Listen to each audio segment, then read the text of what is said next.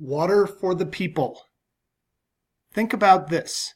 How does the availability of fresh water determine the settlement patterns of a civilization? In this discussion, post an image of how a human civilization has controlled the fresh water around them to help their civilization. Add a sentence or two about what the image represents. Remember to reply to at least 2 of your classmates. It is a discussion after all. Your picture can be of any place in the world, not just the Western Hemisphere. This is the city of Angkor Wat in Cambodia. It was built in the early to middle 1100s, and it was part of one of the biggest ancient cities.